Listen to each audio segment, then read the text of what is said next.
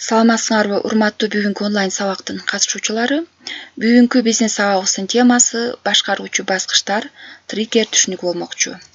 Ал эми сабагыбыздын максаты PowerPoint программасында башкаруучу баскычтар, триггер менен таанышасыңар.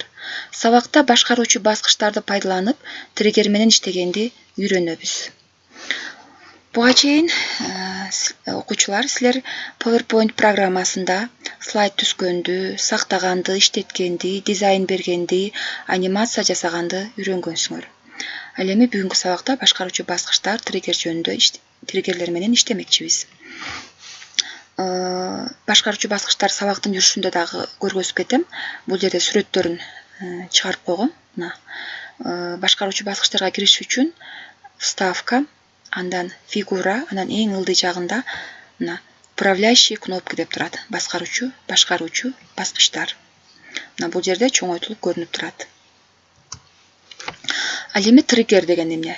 Триггер бул аудио жана видео эффекттерди, анимацияны иштетүү үчүн колдонулуучу ысык клавишаларды жасоо инструменти болуп саналат. Биз азыр силер менен башкаруучу кнопкаларга кирип көрөлү. Анын үчүн вставка менюсуна кирип, андан фигурага киребиз. Эң ылдый жагын карасаңар, управляющий кнопки деп турат. Ар бири менен мышка менен токтолсоңор, назад дейт. Далее. Бул жерде эң башкы баракка дейт. Эң акыркы баракка, домой, сведения, артка кайтуу, видео, документ, үн кошуучу башкаруучу кнопкалар көрүнүп турат. Азыр биз ушул кнопкаларды коюп көрөлү. Бул жерде назад кнопкасын коюп көрөйүн. Сабактын максаты деген баракка барып, бул жерден назад деген кнопканы коюп көрөлү. Коюп көрдүк. Предыдущий слайд дейт. Окей. Бул жерде диалоговый окно чыкты. Перейти по гиперссылке деп чыкты. Анан окей дегенди басышыбыз керек. Ал эми биринчи баракка барабыз дагы, вставкага кирип, фигурага кирип, назад дегенди басып көрөлү. Артка, кийинки баракка дегенди басып көрөлү. Следующий слайд деп турат. Мында окейди басабыз. Эми слайд шоуну иштетип, с текущего слайда дегенди басып, назад. Экинчи баракка түштү. Муну бассак, биринчи баракка барды. Башкаруучу кнопкалар.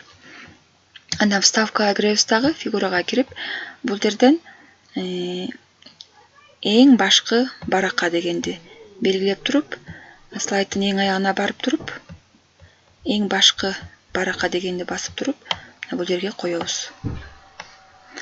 Перейти по гиперссылке первый слайд деп чыкты. Окей дегенди басабыз. Анан эң башкы барагыбызга барабыз дагы, вставкага кирип, фигурага кирип, андан в конец документа эң акыркы баракка деген башкаруу кнопкасын коебуз. Последний слайд деп чыкты. Диалоговый окнода окей дегенди басабыз. Слайд шоуну иштетип көрөбүз. С текущего слайда муну бассак, эң акыркы барагыбызга бардык. Муну бассак, эң башкы барагыбызга бардык.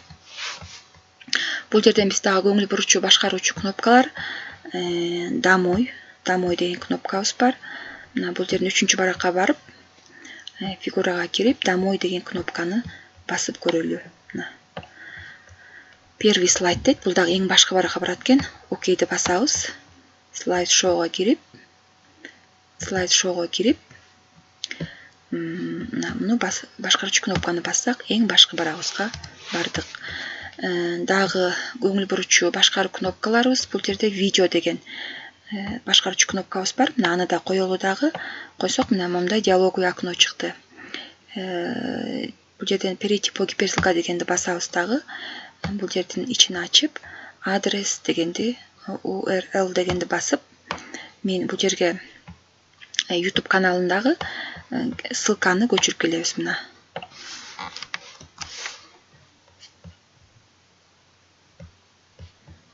Бул жерге коебуз. Окей дегенди басабыз. Дагы бул жерге дагы звук деген башкарчу кнопкабыз бар, аны да коюп коелу. бул жерге мына эң алды жагында звук деп турат. Эгерде галочканы алып салсак, звук чыкпай калат. Бул жерге птичканы, галочканы коюп, анан бул жерде компьютердин өзүндөгү звуктар бар. Мен бул жерден аплодисменты деген звукту тандадым. Окейди басабыз. Эми иштетип көрөлү. Мына текущего слайда.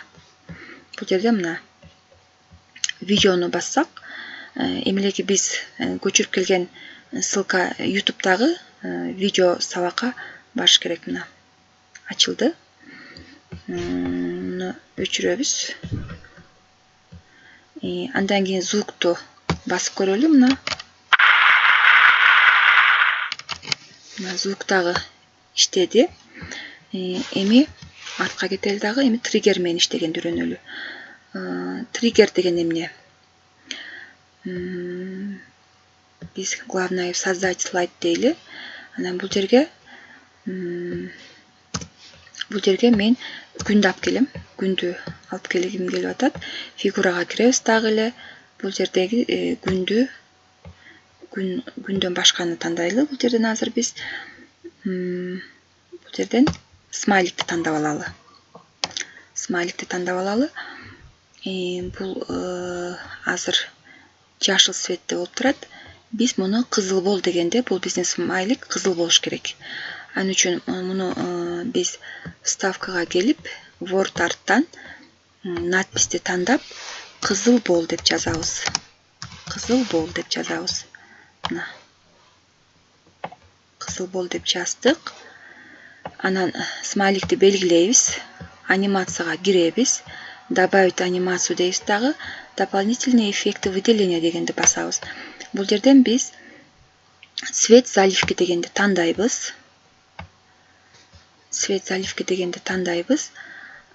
Анан бул жерде карасаңар, триггер деп турат. Область анимации, триггер деп турат. По щелчку деп. Область анимацияны бассак, биякта мындай болуп ачылат. Ушул жерден ушул үч бурчтукту басабыз. Анан времяга киребиз. Переключательди тандайбыз.